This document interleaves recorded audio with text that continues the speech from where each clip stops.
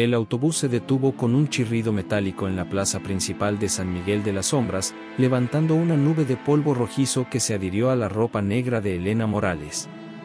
15 años habían pasado desde la última vez que pisó estas calles empedradas, y el pueblo parecía haberse encogido, como si el tiempo hubiera drenado su vitalidad gota a gota.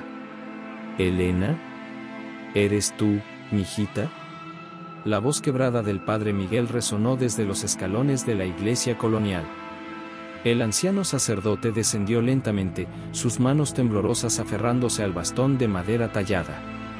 Sus ojos, antes brillantes como estrellas, ahora parecían empañados por el peso de secretos no confesados.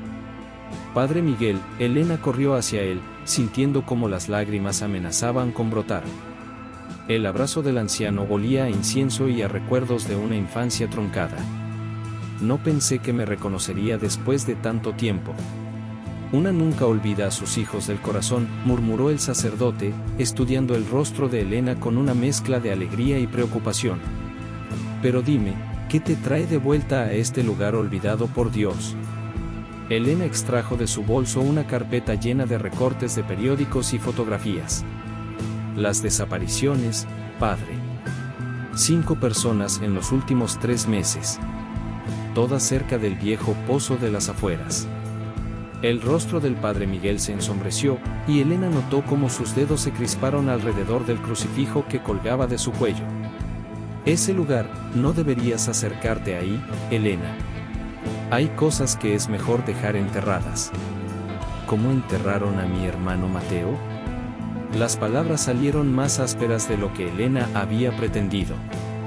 El dolor de esa pérdida, ocurrida cuando ella tenía apenas 12 años y Mateo 8, seguía siendo una herida abierta en su corazón. Antes de que el padre Miguel pudiera responder, un automóvil negro se detuvo frente a la iglesia. De él descendió un hombre de unos 40 años, alto y de complexión atlética, con cabello oscuro ligeramente canoso en las sienes y ojos verdes que parecían analizar cada detalle de su entorno. «¿Señorita Morales?». El hombre se acercó con paso firme. «Soy el doctor Alejandro Vega, psicólogo forense. Las autoridades estatales me enviaron para investigar las desapariciones. Entiendo que usted es periodista y también tiene interés en el caso». Elena estrechó la mano del doctor, notando la firmeza de su apretón y la intensidad de su mirada. «Así es. Aunque mi interés es más personal. He leído sobre la desaparición de su hermano en los archivos», dijo Vega con voz suave pero profesional. «Lamento su pérdida. Quizás podríamos trabajar juntos. Su conocimiento local podría ser invaluable». El padre Miguel se aclaró la garganta nerviosamente. «Doctor, con todo respeto, este pueblo ha visto suficiente dolor.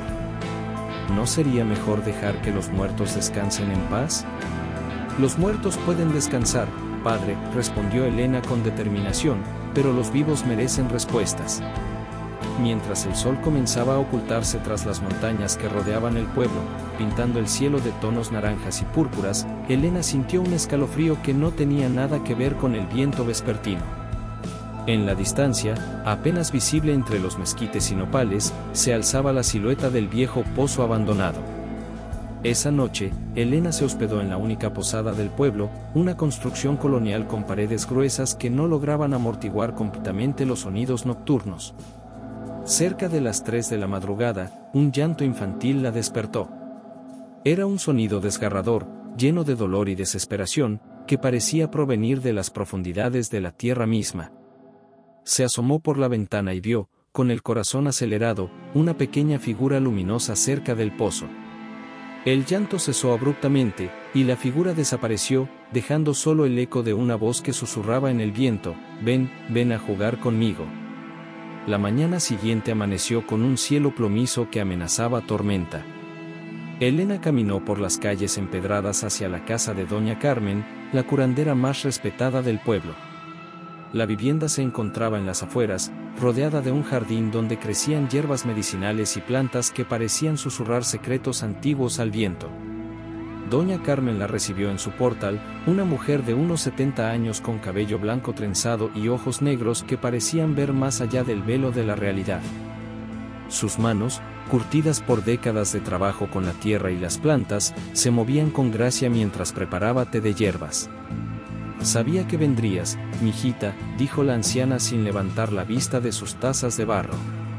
Los espíritus me lo dijeron en sueños. Tu hermano, él no está en paz. Elena sintió un nudo en la garganta. Doña Carmen, necesito saber qué pasó realmente en este pueblo. ¿Por qué el pozo atrae la muerte? La curandera suspiró profundamente, sus ojos perdidos en recuerdos dolorosos. Hace más de 60 años, cuando yo era apenas una niña, vivía aquí un chamaco llamado Joaquín. Era diferente a los otros niños, podía ver cosas que nosotros no veíamos, hablar con los que ya se habían ido. ¿Un medium?, preguntó Elena, tomando notas en su libreta. Así le dicen ahora, asintió doña Carmen. Pero en aquellos tiempos, la gente tenía miedo de lo que no entendía. Cuando comenzaron a morir animales en el pueblo, cuando las cosechas se perdieron, cuando la enfermedad llegó, todos señalaron a Joaquín.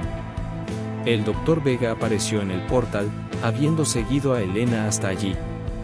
¿Puedo escuchar también? Esto podría ser relevante para mi investigación.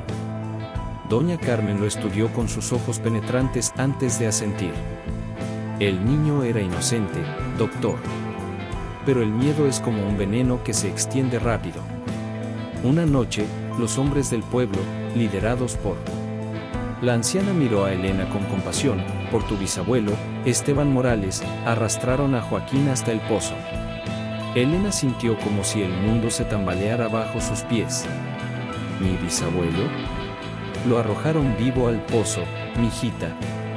Un niño de apenas 10 años, gritando su inocencia mientras caía en la oscuridad. Desde entonces, cada generación de tu familia ha pagado el precio. Tu bisabuelo murió en un accidente extraño. Tu abuelo desapareció una noche sin dejar rastro. Tus padres. Mis padres murieron en un accidente automovilístico, interrumpió Elena, pero su voz sonaba insegura. ¿Cerca del pozo?, preguntó doña Carmen suavemente. El doctor Vega se inclinó hacia adelante. ¿Ha habido otras desapariciones a lo largo de los años? ¿Un patrón? Cada 15 o 20 años, doctor.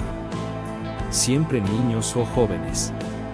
Siempre cerca del pozo. Y siempre. La anciana miró directamente a Elena, alguien de la familia Morales entre las víctimas. Elena se levantó bruscamente, derramando el té. Necesito ver los archivos de la iglesia. Tiene que haber registros, algo que pruebe lo que está diciendo. Los registros fueron quemados hace décadas, dijo doña Carmen tristemente. Pero tu madre, ella sabía la verdad. Antes de morir, vino a verme. Estaba aterrorizada, decía que había encontrado algo en el ático de la casa familiar. Esa tarde, Elena y el doctor Vega se dirigieron a la casa donde había crecido, ahora abandonada y cubierta de maleza. En el ático polvoriento, entre cajas de recuerdos familiares, Elena encontró un diario con la letra delicada de su madre. El niño del pozo ha vuelto, leyó Elena en voz alta, su voz temblando. Puedo sentir su presencia. Joaquín quiere justicia, pero todo lo que encuentra es venganza. Dios mío, ¿qué hicieron nuestros antepasados? El doctor Vega examinó las páginas siguientes. Aquí dice que tu madre investigó la historia familiar. Encontró evidencia de que tu bisabuelo no solo participó en el linchamiento, sino que lo organizó. Elena cerró el diario con manos temblorosas. ¿Por qué mi madre nunca me dijo nada? Tal vez quería protegerte, sugirió Vega suavemente. O tal vez esperaba que el ciclo se rompiera por sí solo. Mientras bajaban del ático, Elena notó algo extraño en las paredes, marcas de garras pequeñas, como las que haría un niño, arañadas profundamente en la madera. Las marcas formaban palabras apenas legibles: venganza, justicia, sangre por sangre. Esa noche, el doctor Vega experimentó su primera visión. En sueños, vio a un niño de cabello oscuro y ojos llenos de lágrimas, cayendo en un pozo profundo mientras voces adultas gritaban acusaciones de brujería. Despertó con el nombre, Joaquín, en los labios y la certeza de que algo terrible estaba a punto de suceder. La tormenta llegó sin aviso, como si hubiera sido convocada por fuerzas sobrenaturales. Los rayos iluminaban el cielo nocturno con destellos plateados, y el viento aullaba entre las calles de San Miguel de las Sombras como un lamento ancestral. Elena se encontraba en su habitación de la posada, revisando las notas de su investigación, cuando sintió una presencia helada que le erizó la piel. El doctor Vega había insistido en acompañarla esa noche al pozo, a pesar de las advertencias del padre Miguel. Como científico, necesito evidencia empírica, había argumentado. Si hay algo sobrenatural ocurriendo, debemos documentarlo. A las 11 de la noche, ambos se dirigieron hacia el pozo armados con linternas, cámaras y grabadoras de audio. El lugar se encontraba a unos 2 kilómetros del pueblo, accesible solo por un sendero serpenteante entre cactáceas y arbustos espinosos. El pozo en sí era una estructura circular de piedra antigua, de unos 3 metros de diámetro, con una profundidad que se perdía en la oscuridad absoluta. Los registros municipales indican que fue construido en el siglo XVIII, murmuró Vega, iluminando las piedras con su linterna. Pero estas inscripciones parecen mucho más antiguas. Elena se acercó para examinar los símbolos grabados en la piedra.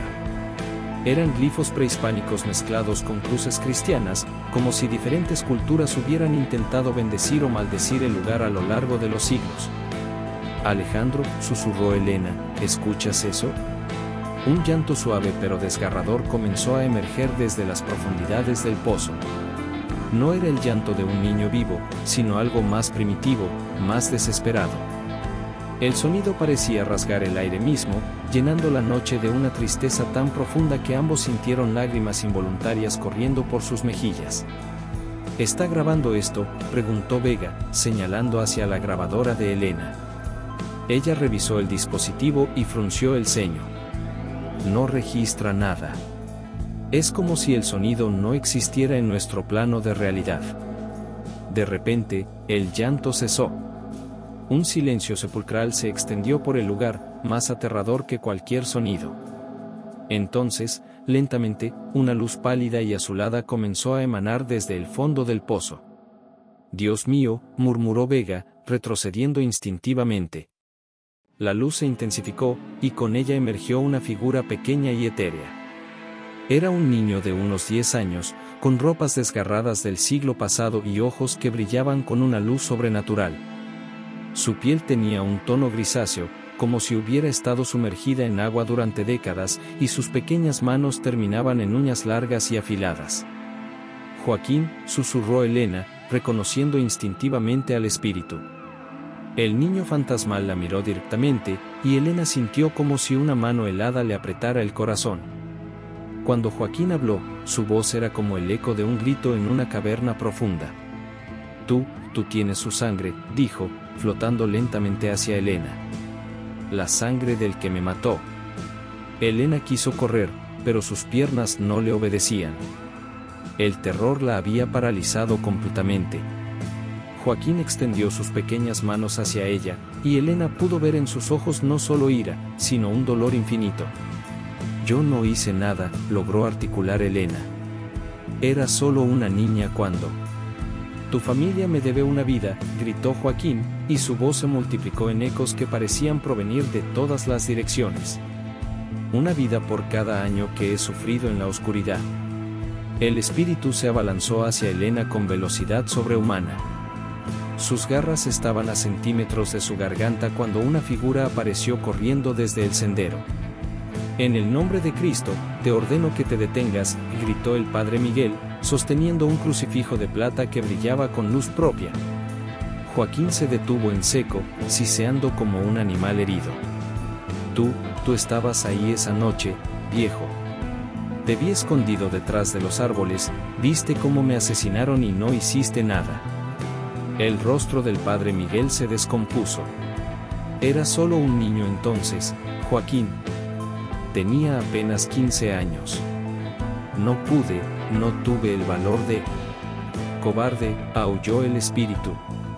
Todos ustedes son cobardes. Joaquín se lanzó hacia el sacerdote, pero la luz del crucifijo se intensificó, creando una barrera de energía sagrada. El espíritu retrocedió, pero sus ojos brillaron con una malicia renovada. «Esto no ha terminado», susurró, su forma comenzando a desvanecerse. «Cada noche seré más fuerte. Cada noche estaré más cerca. Y cuando tenga suficiente poder». Miró directamente a Elena. «Vendré por ti, descendiente de Esteban Morales. Vendré por ti y por todos los que llevan esa sangre maldita». Con un último grito que hizo temblar la tierra, Joaquín desapareció en el pozo, dejando solo el eco de su promesa de venganza. El padre Miguel ayudó a Elena a ponerse de pie, sus propias manos temblando violentamente. «Tenemos que hablar», dijo con voz quebrada. «Hay cosas que he callado durante demasiado tiempo, secretos que pensé que moriría conmigo». Mientras regresaban al pueblo bajo la tormenta, Elena no podía quitarse de la mente la imagen de los ojos de Joaquín. No eran los ojos de un monstruo, sino los de un niño que había sufrido una injusticia terrible. Y ahora ella entendía que su familia no era solo víctima de esta maldición, sino también su causa. El doctor Vega caminaba en silencio, procesando lo que había presenciado. Como hombre de ciencia, debería estar buscando explicaciones racionales, pero lo que había visto desafiaba toda lógica. Y más perturbador aún, había sentido una extraña conexión con el espíritu, como si algo en su interior respondiera a la presencia de Joaquín. El amanecer encontró a Elena, el doctor Vega y el padre Miguel reunidos en la sacristía de la iglesia, rodeados de velas que proyectaban sombras danzantes en las paredes de piedra. El anciano sacerdote había envejecido una década en una sola noche, sus manos temblaban mientras servía café en tazas de barro desportilladas. «Padre», Elena rompió el silencio que se había extendido durante largos minutos, «necesito que me cuente todo. Ya no puedo vivir con medias verdades».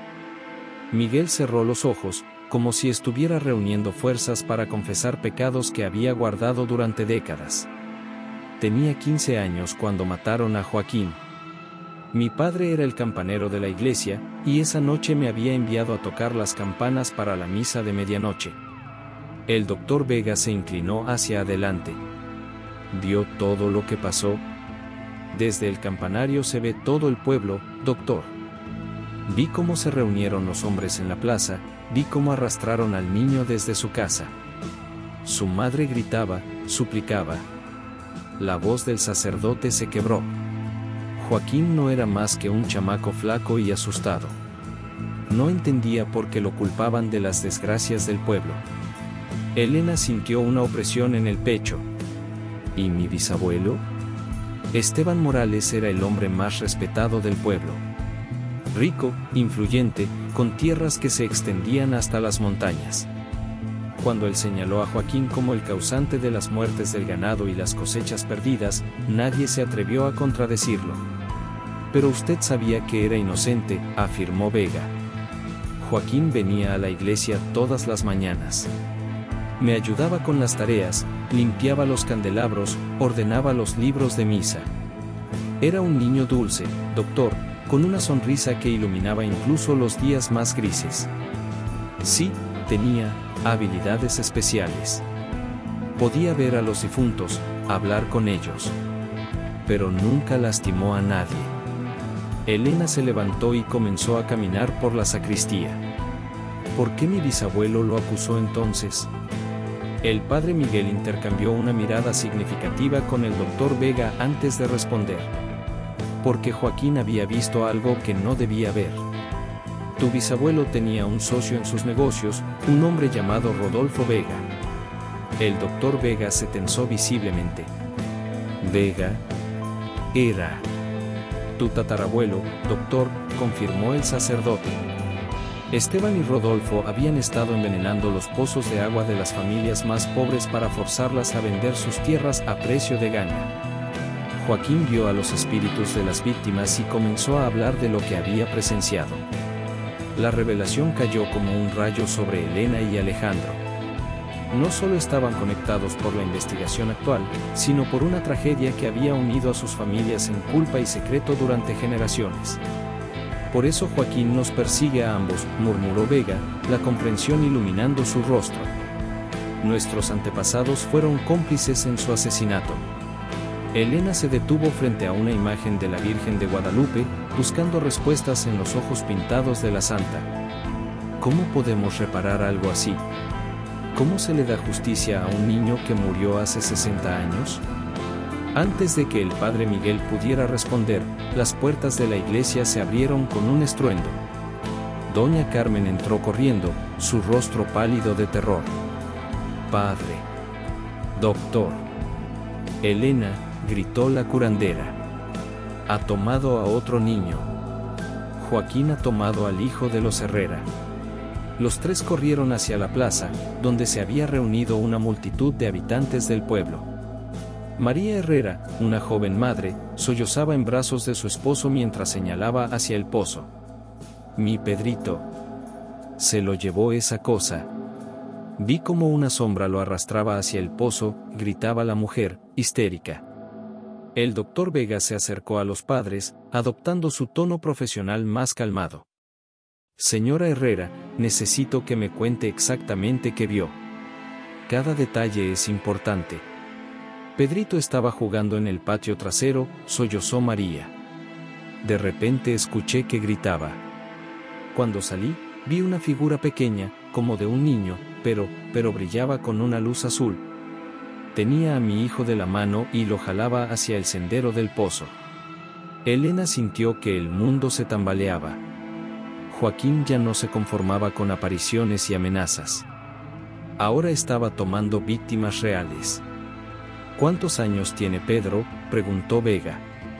8, respondió el padre entre lágrimas. «Cumplió 8 años la semana pasada». Elena y Alejandro intercambiaron miradas llenas de significado.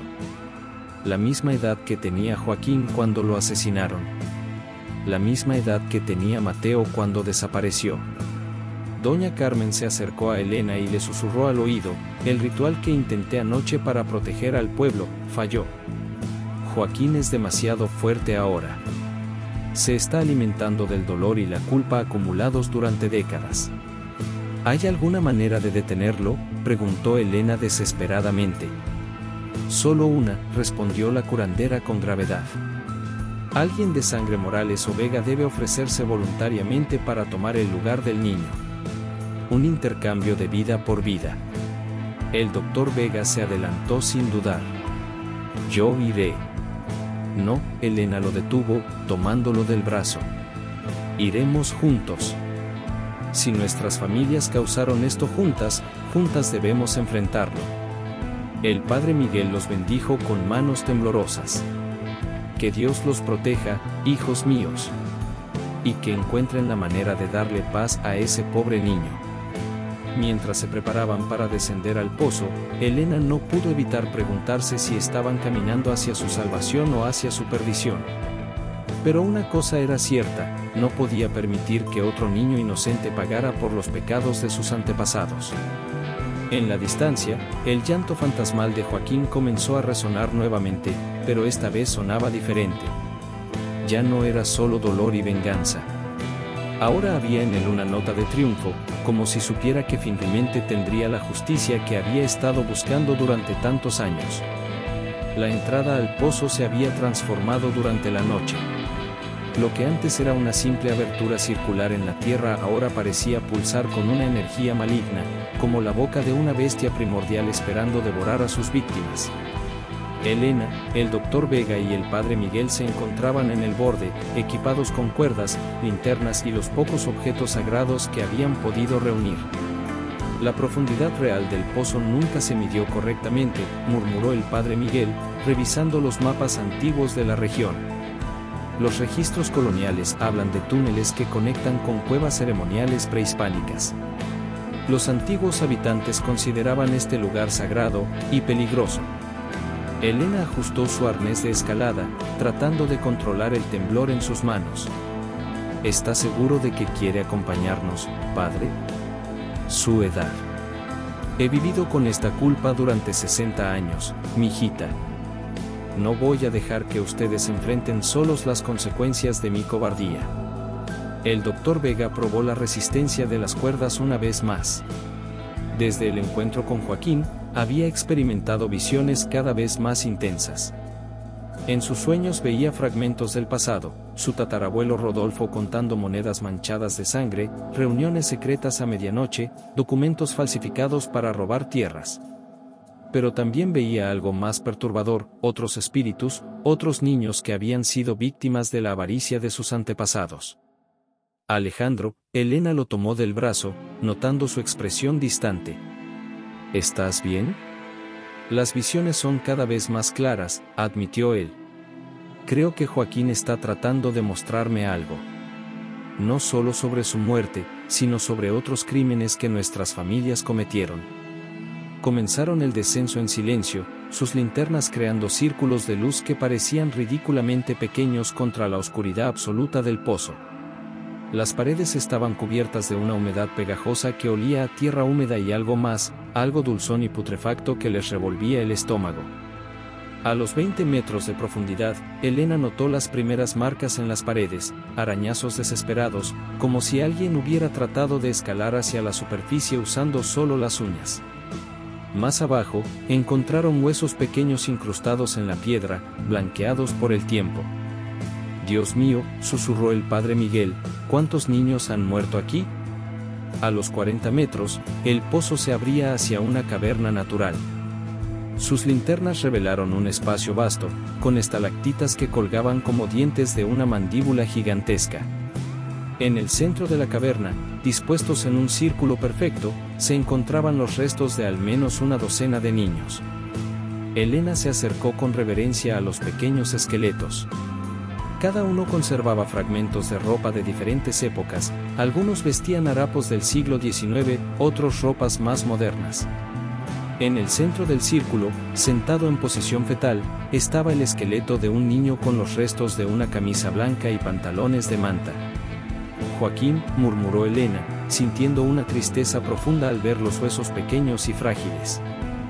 No, la voz del doctor Vega sonaba extraña, como si no fuera completamente suya. Joaquín no está aquí. Elena y el padre Miguel se volvieron hacia él, alarmados por el cambio en su tono. Los ojos de Alejandro habían adquirido un brillo azulado, similar al que habían visto en Joaquín. Alejandro, Elena se acercó cautelosamente, ¿qué está pasando? Puedo verlos, susurró Vega, su voz mezclándose con ecos espectrales. Puedo ver a todos los niños que murieron aquí. No solo Joaquín, hay otros. Muchos otros. Las linternas comenzaron a parpadear, y en la oscuridad intermitente, Elena pudo distinguir figuras etéreas moviéndose entre los huesos. Niños fantasmales de diferentes épocas, todos con la misma expresión de dolor y confusión en sus rostros translúcidos. Este lugar es un nexo, continuó Vega, ahora claramente poseído por alguna presencia sobrenatural. Un punto donde el velo entre mundos es más delgado. Los antiguos lo sabían. Por eso construyeron aquí sus ceremonias de sacrificio. El padre Miguel comenzó a rezar en latín, pero su voz se perdía en el eco de la caverna. Elena notó que los espíritus infantiles se acercaban lentamente, formando un círculo alrededor de ellos. ¿Dónde está Pedro Herrera?, gritó Elena hacia las sombras. ¿Dónde está el niño que tomaron? Una risa infantil resonó desde las profundidades de la caverna, multiplicándose en ecos que parecían provenir de todas las direcciones. Entonces, desde un túnel lateral que no había notado antes, emergió una figura que hizo que Elena sintiera que su corazón se detenía. Era Mateo, su hermano menor, pero no como lo recordaba. Tenía la misma edad que cuando desapareció, pero su piel tenía el tono grisáceo de los muertos, y sus ojos brillaban con la misma luz sobrenatural que los de Joaquín. Hola, hermana, dijo Mateo con una voz que era suya pero también la de algo mucho más antiguo y malévolo. He estado esperándote durante tanto tiempo. Elena cayó de rodillas, las lágrimas corriendo libremente por sus mejillas. Mateo, mi pequeño Mateo. Ya no soy tu pequeño hermano, respondió el espíritu con una sonrisa que no llegaba a sus ojos muertos. Soy parte de algo más grande ahora. parte de la justicia que Joaquín ha estado construyendo durante décadas. El Dr. Vega luchaba contra la posesión, su conciencia peleando por recuperar el control de su cuerpo. Elena, tienes que encontrar a Joaquín, él es la clave, él controla a todos los demás. ¿Dónde está?, gritó Elena, desesperada. Mateo señaló hacia el túnel más profundo de la caverna. En el corazón de la oscuridad, hermana. Donde todo comenzó y donde todo debe terminar. Mientras Elena se dirigía hacia el túnel, no pudo evitar mirar atrás hacia los restos de su hermano. Una parte de ella quería quedarse, quería abrazarlo una última vez, pero sabía que lo que veía no era realmente Mateo. Era solo una sombra, una herramienta en el plan de venganza de Joaquín. El túnel se extendía hacia las profundidades de la tierra, y con cada paso, Elena sentía que se acercaba no solo a Joaquín, sino al epicentro de una maldición que había estado creciendo durante generaciones. Detrás de ella, escuchaba los gritos del Dr. Vega luchando contra la posesión y las oraciones desesperadas del Padre Miguel. Pero adelante, en la oscuridad absoluta, la esperaba una verdad que cambiaría todo lo que creía saber sobre su familia, su pasado y el precio real de la justicia. El túnel descendía en espiral hacia las entrañas de la tierra, como si fuera el camino hacia el mismo inframundo. Elena avanzaba lentamente, su linterna creando un pequeño círculo de luz en la oscuridad absoluta. Las paredes estaban cubiertas de pictografías prehispánicas que parecían contar una historia de sacrificio y renacimiento, de justicia divina y venganza ancestral. Después de lo que parecieron horas de descenso, Elena llegó a una cámara circular que le quitó el aliento. Era una construcción que combinaba arquitectura prehispánica con elementos coloniales, como si diferentes culturas hubieran intentado santificar o maldecir el lugar a lo largo de los siglos. En el centro de la cámara, rodeado por un círculo de piedras talladas con símbolos aztecas y cristianos, se encontraba un altar de obsidiana negra. Y sobre el altar, encadenado con grilletes que parecían hechos de la misma oscuridad, estaba Pedro Herrera. El niño de 8 años respiraba, pero sus ojos estaban cerrados y su cuerpo inmóvil, como si estuviera en un trance profundo.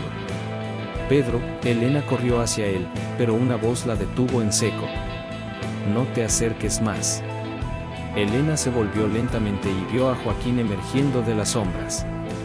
Pero este no era el espíritu vengativo que había visto antes. Esta versión de Joaquín era más sólida, más real, como si hubiera estado absorbiendo energía de este lugar sagrado durante décadas. Sus ojos ya no brillaban con ira ciega, sino con una inteligencia antigua y terrible. Joaquín, Elena mantuvo su voz firme a pesar del terror que sentía.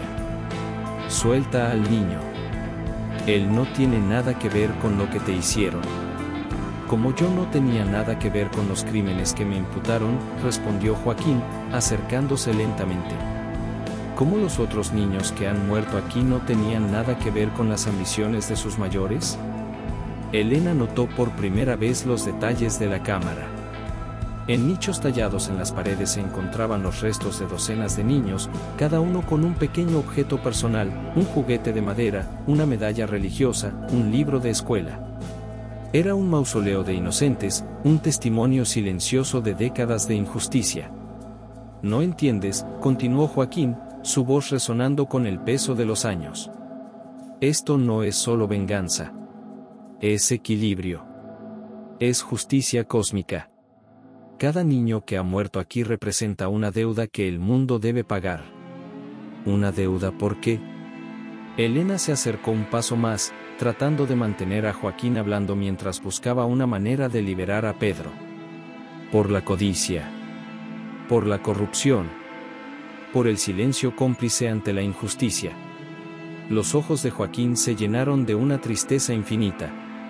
Tu bisabuelo y el tatarabuelo del doctor no solo me mataron a mí, Elena. Envenenaron pozos, robaron tierras, asesinaron a familias enteras. Y cuando yo, un niño inocente, comencé a hablar con los espíritus de sus víctimas, decidieron silenciarme para siempre.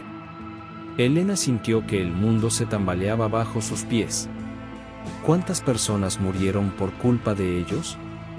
137 almas, respondió Joaquín con precisión terrible. Hombres, mujeres, niños, todos envenenados lentamente para que parecieran muertes naturales. Y cuando sus espíritus vinieron a mí buscando justicia, cuando comencé a revelar la verdad, te convirtieron en el chivo expiatorio. Elena completó la frase, entendiendo finalmente la magnitud de la tragedia. Exactamente. Y desde entonces, he estado reuniendo a las almas de los inocentes, preparándome para el día en que pudiera cobrar la deuda completa. Elena miró hacia Pedro, cuyo pecho subía y bajaba lentamente. ¿Qué quieres de mí, Joaquín? ¿Qué necesitas para dejar ir a este niño? Quiero que el mundo conozca la verdad, respondió Joaquín, su forma volviéndose más sólida con cada palabra. Quiero que los nombres de Esteban Morales y Rodolfo Vega sean recordados no como hombres respetables, sino como los asesinos que fueron. Quiero que sus familias carguen con la vergüenza que yo cargué con la culpa. Eso puedo dártelo, dijo Elena sin dudar. Soy periodista. Puedo investigar, encontrar evidencia, publicar la verdad. Pero necesitas liberar a Pedro primero. Joaquín la estudió con sus ojos antiguos. ¿Y después qué? ¿Después de que publiques tu historia y el mundo olvide en una semana? ¿Después de que la justicia humana demuestre una vez más su incompetencia? Entonces, ¿qué propones? Un intercambio, dijo Joaquín simplemente. Una vida Morales por una vida inocente. Tu sangre por la sangre que mi muerte derramó. Elena sintió un frío helado corriendo por sus venas, pero no vaciló. ¿Me estás pidiendo que muera? Te estoy ofreciendo la oportunidad de redimir a tu familia. De romper el ciclo de culpa que ha perseguido a los Morales durante generaciones. Antes de que Elena pudiera responder, escuchó pasos corriendo por el túnel. El doctor Vega apareció en la entrada de la cámara, jadeando y con los ojos aún brillando con rastros de posesión espiritual. Elena, no, gritó Alejandro. He visto lo que realmente quiere. No es solo justicia, es crear un ejército de espíritus vengadores. Quiere usar las almas de los niños muertos para extender su venganza más allá de nuestras familias. Joaquín se volvió hacia Vega con una sonrisa fría. Ah, el descendiente de Rodolfo. ¿Has disfrutado de las visiones que te he enviado? ¿Has visto cómo tu tatarabuelo contaba las monedas mientras los niños morían envenenados? Sí, admitió Vega, con lágrimas en los ojos. Y también he visto lo que planeas hacer. No vas a detenerte con nosotros. Vas a seguir tomando niños inocentes hasta que el mundo entero pague por crímenes que no cometió. Elena miró entre Joaquín y Alejandro, entendiendo finalmente que se encontraba en el centro de una decisión que determinaría no solo su destino, sino el de generaciones futuras. En sus manos estaba el poder de romper el ciclo de venganza o de perpetuarlo para siempre. Hay otra manera, dijo Elena lentamente, una idea formándose en su mente. Una manera de darte justicia sin crear más víctimas inocentes. Joaquín la miró con curiosidad, y por primera vez desde que había aparecido, Elena vio un destello del niño asustado que había sido una vez. Te escucho, dijo Joaquín, y en esas dos palabras, Elena escuchó la esperanza de un alma que había estado esperando 60 años para encontrar paz. La propuesta de Elena era audaz y peligrosa. En lugar de un intercambio de vidas, organizaría un juicio público donde toda la verdad sobre los crímenes de Esteban Morales y Rodolfo Vega sería revelada. Joaquín tendría su justicia, pero sin derramamiento de sangre inocente. El pueblo debe reconocer públicamente mi inocencia, había dicho Joaquín después de considerar la propuesta. Y los descendientes de mis asesinos deben confesar públicamente los crímenes de sus antepasados. Solo entonces liberaré al niño y encontraré paz. Pero mientras Elena y el doctor Vega subían del pozo con Pedro inconsciente en brazos, se dieron cuenta de que Joaquín había mentido sobre una cosa, no iba a esperar pacientemente a que organizaran el juicio. Esa misma noche, mientras el pueblo dormía, los espíritus comenzaron a emerger. La primera señal fue el descenso dramático de la temperatura. En pleno verano mexicano, el aire se volvió tan frío que el aliento de la gente se condensaba en pequeñas nubes de vapor. Luego vinieron los sonidos, llantos infantiles que parecían provenir de cada casa, cada callejón, cada rincón del pueblo. Elena se encontraba en la plaza principal con el doctor Vega, el padre Miguel y doña Carmen, tratando de organizar una reunión de emergencia con los habitantes del pueblo, cuando las luces comenzaron a aparecer. Pequeñas figuras luminosas emergían de alcantarillas, de ventanas, de las grietas en las paredes.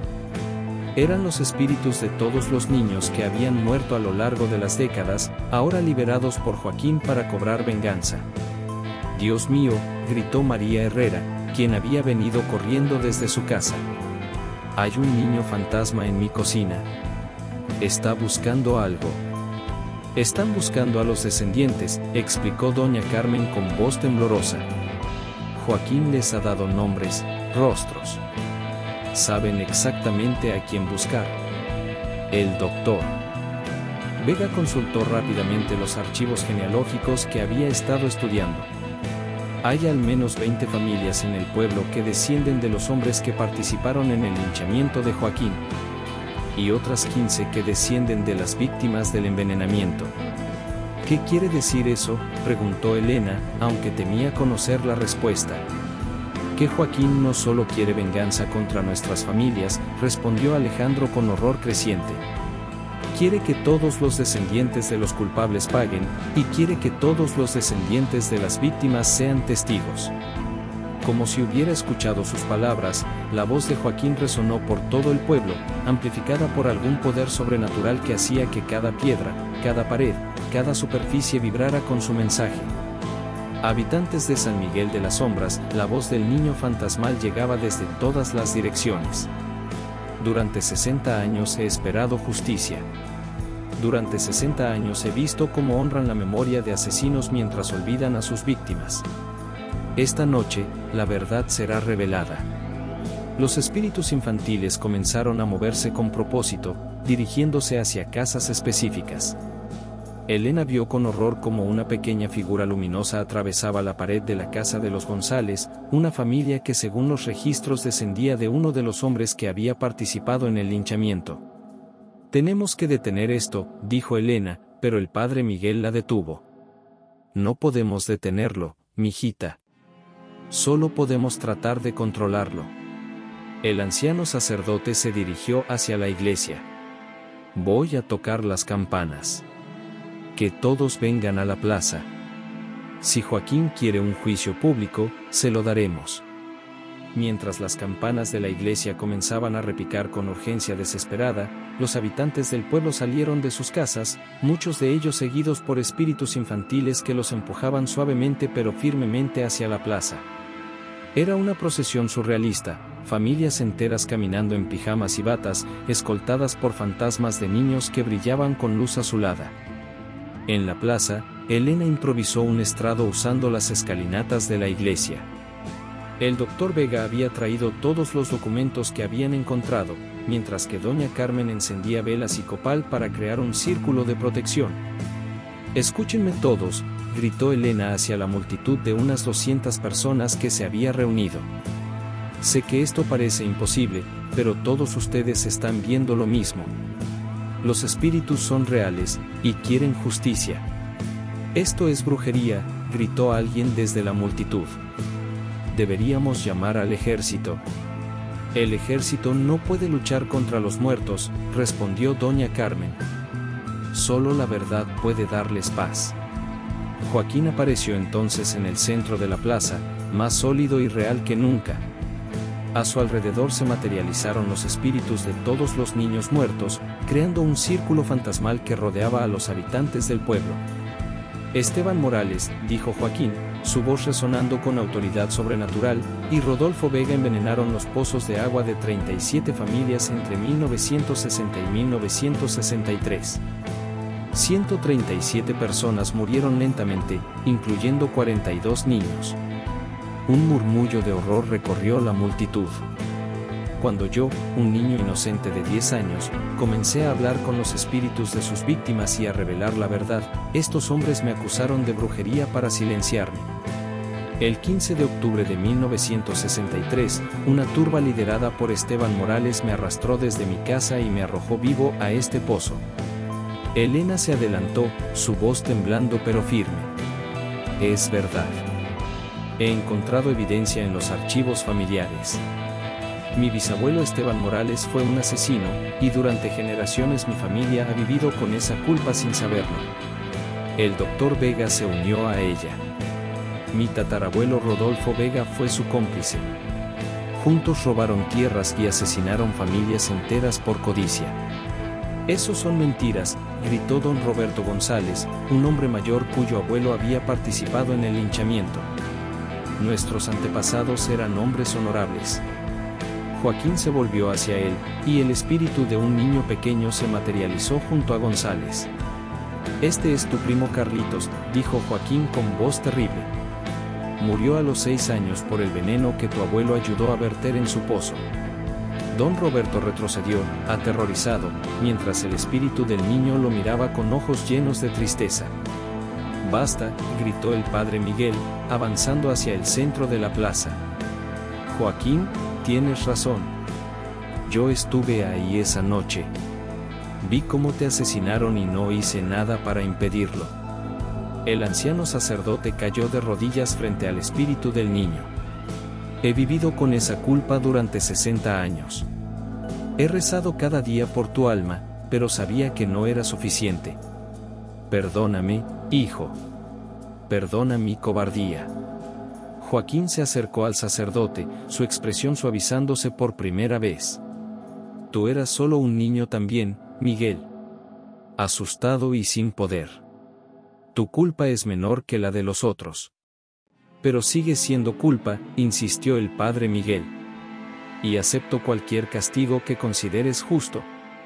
Elena vio su oportunidad. Joaquín, el padre Miguel ha dedicado su vida a servir a este pueblo, a cuidar de los necesitados. ¿No es esa una forma de penitencia? La penitencia debe ser pública, respondió Joaquín. Todos deben reconocer la verdad. Uno por uno, los descendientes de los hombres que habían participado en el linchamiento comenzaron a confesar. Algunos lo hicieron voluntariamente, otros empujados por los espíritus infantiles que los rodeaban. La plaza se llenó de llanto, de confesiones, de súplicas de perdón. Pero Joaquín no parecía satisfecho. Su forma comenzó a brillar más intensamente, y Elena se dio cuenta con horror de que el espíritu estaba absorbiendo la energía emocional de la multitud, volviéndose más poderoso. Esto no es suficiente, gritó Joaquín de repente. Las palabras son vacías. Quiero sangre. Quiero que paguen con sus vidas como yo pagué con la mía. Los espíritus infantiles comenzaron a acercarse amenazadoramente a los descendientes de los culpables. Elena vio que varios niños fantasmales extendían sus pequeñas manos hacia las gargantas de los adultos aterrorizados. No. Elena se interpuso entre Joaquín y la multitud. Esto no es justicia, Joaquín. Esto es venganza. Si matas a estos inocentes, te convertirás en lo mismo que fueron tus asesinos. Ellos no son inocentes, rugió Joaquín. ¿Llevan la sangre de asesinos? Han vivido vidas prósperas construidas sobre la muerte de inocentes. Y tú llevas la sangre de un niño inocente, gritó Elena de vuelta. El Joaquín que conocí en las historias de Doña Carmen nunca habría lastimado a un inocente. No dejes que 60 años de dolor te conviertan en un monstruo.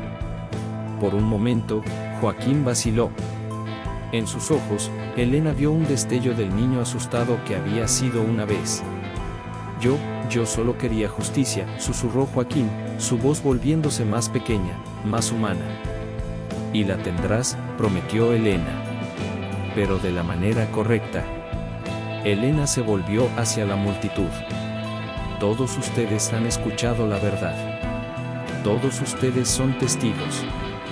Prometan que la historia de Joaquín será recordada, que su inocencia será honrada, que nunca más permitirán que algo así suceda. Lo prometemos, gritó la multitud al unísono, sus voces mezclándose en un coro de arrepentimiento y compromiso. Prometan que construirán un memorial para Joaquín y para todas las víctimas de Esteban Morales y Rodolfo Vega. Lo prometemos.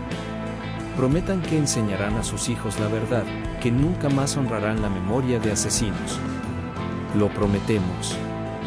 Joaquín miró a Elena con ojos llenos de lágrimas espectrales. ¿Y tú, Elena Morales? ¿Qué prometes tú?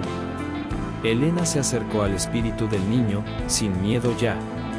Prometo que dedicaré mi vida a contar tu historia.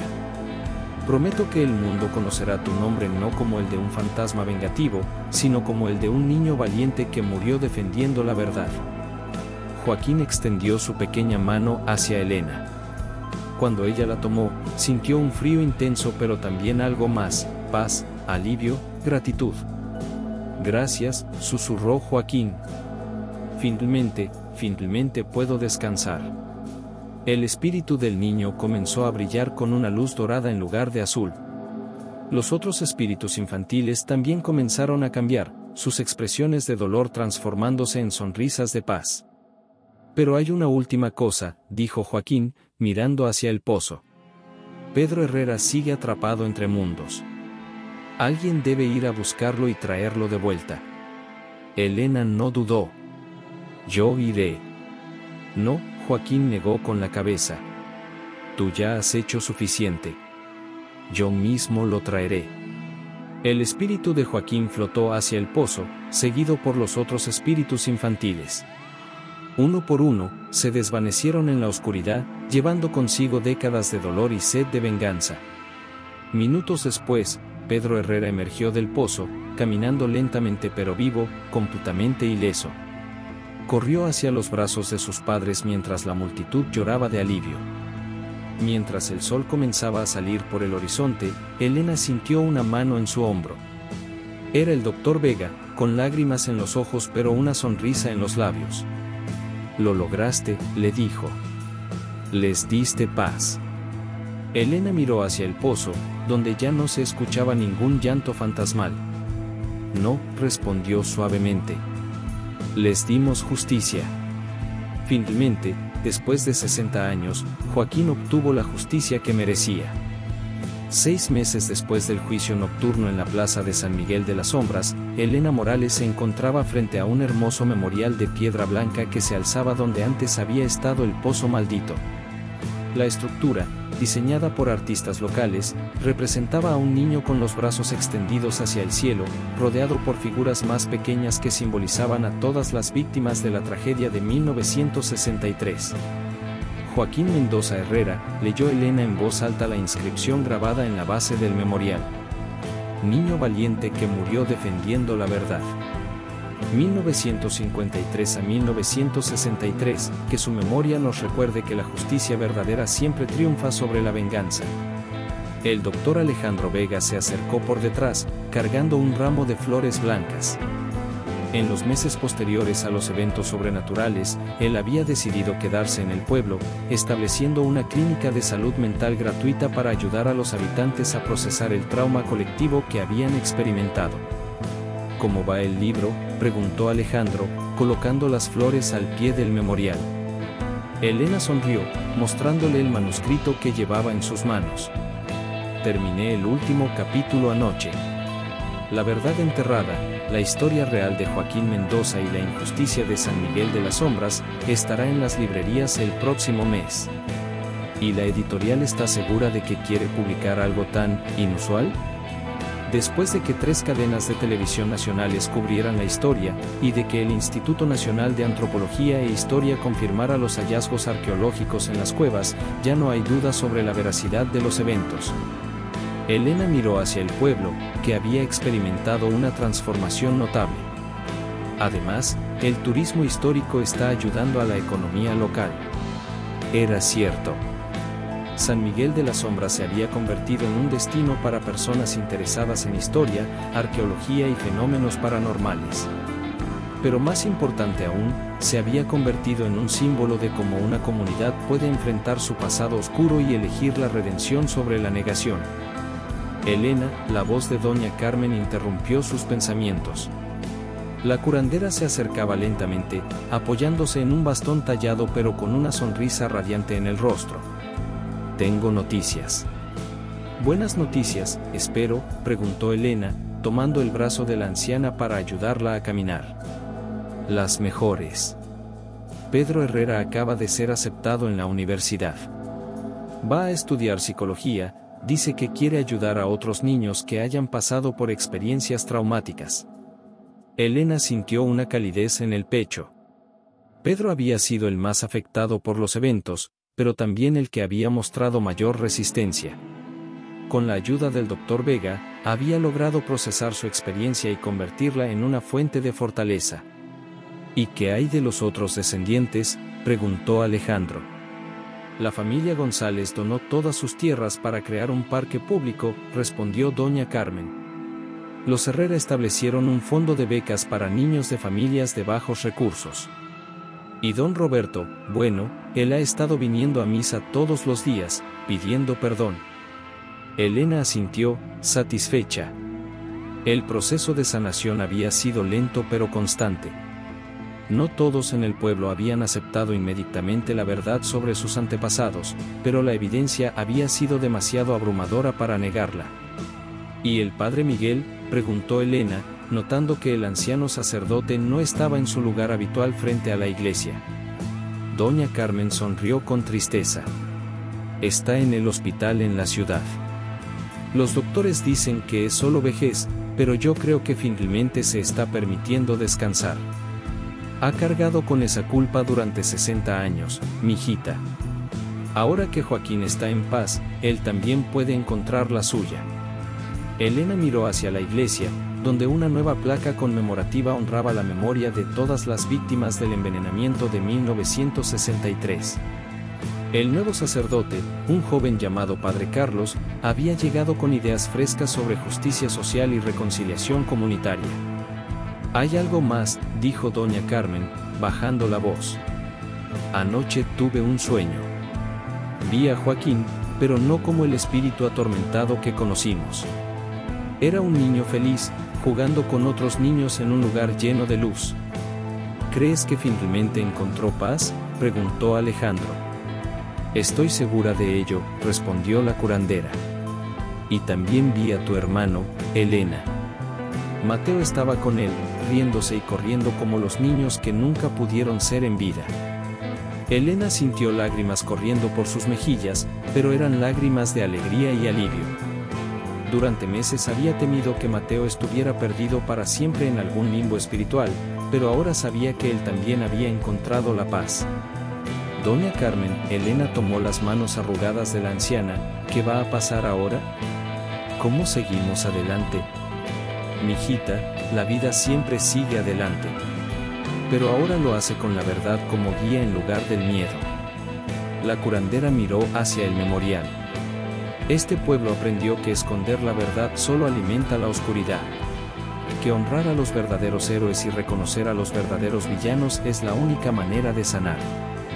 Alejandro se acercó a Elena y tomó su mano. En los meses posteriores a los eventos, su relación había evolucionado de compañeros de investigación a algo más profundo. Ambos habían encontrado en el otro a alguien que entendía el peso de cargar con los pecados de los antepasados y la responsabilidad de redimirlos. ¿Te quedarás en el pueblo?, le preguntó Alejandro. Elena miró a su alrededor, las calles empedradas donde había jugado de niña, las montañas que rodeaban el valle, las caras familiares de los habitantes que ahora la saludaban con respeto y cariño. Este lugar ya no era solo el sitio de su trauma infantil, sino también el lugar donde había encontrado su propósito. Sí, respondió sin dudar. Este es mi hogar. Aquí es donde puedo hacer la diferencia. ¿Y tu carrera en la ciudad? La verdad se puede contar desde cualquier lugar, Elena sonrió. Además, hay muchas historias enterradas en estos pueblos pequeños. Historias que merecen ser contadas. Mientras el sol se ponía detrás de las montañas, pintando el cielo de tonos dorados y púrpuras, Elena sintió una presencia familiar.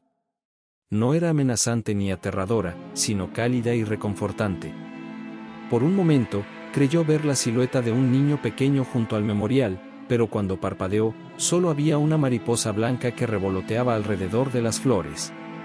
Gracias, Joaquín, susurró Elena al viento. Gracias por enseñarnos que la justicia verdadera no se trata de venganza, sino de verdad, reconocimiento y redención. Esa noche, Elena escribió la última entrada en su diario personal sobre los eventos de San Miguel de las Sombras. Hoy se cumple exactamente 6 meses desde que Joaquín Mendoza encontró la paz que había buscado durante 60 años. Su historia me enseñó que los fantasmas más peligrosos no son los que vienen del más allá, sino los que creamos nosotros mismos cuando elegimos el silencio sobre la verdad, la negación sobre la responsabilidad. Pero también me enseñó que nunca es demasiado tarde para hacer lo correcto. Que una comunidad puede sanar de las heridas más profundas si tiene el valor de enfrentar su pasado y el compromiso de construir un futuro mejor. Joaquín ya no atrapará a nadie en la noche, porque ya no necesita hacerlo. Su historia ha sido contada, su inocencia ha sido reconocida, y su memoria ha sido honrada. Y en su paz, todos nosotros hemos encontrado la nuestra.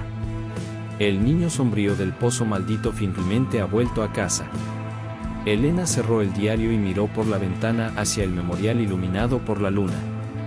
En la distancia, escuchó el sonido de niños riendo y jugando en las calles del pueblo, un sonido que había estado ausente durante demasiado tiempo. San Miguel de las Sombras había aprendido a vivir con la luz. Fin.